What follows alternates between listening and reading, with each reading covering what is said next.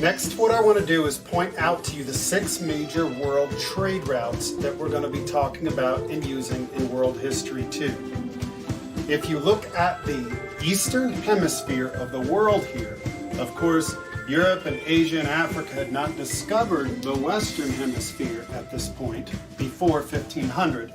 So what we're going to do is look at how Europe and Asia and Europe and Africa were able to actually communicate with each other through these different trade routes. The first one is what's called the Silk Road. The Silk Road was very important because it brought goods across the middle of Asia here, from China all the way across to the Ottoman Empire, which was kind of the middle of trade in the world. China was known for trading things like paper, the compass, silk, and porcelain. We still talk about porcelain today as China.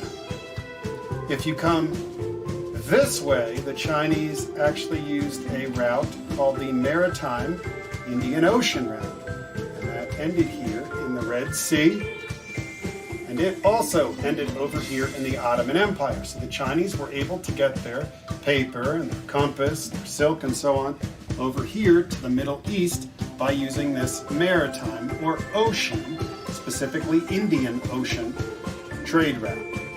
The third trade route we're going to look at linked the Black Sea up here, the Black Sea here with the Baltic Sea up here, okay?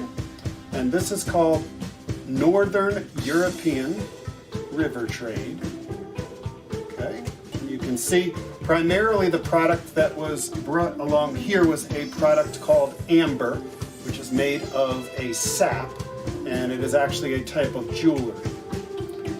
If you come over here to Europe is infiltrated with rivers. And so Europe basically traded back and forth across the Mediterranean Sea here and up into Europe by way of rivers. Okay? So if we look at European trade in general,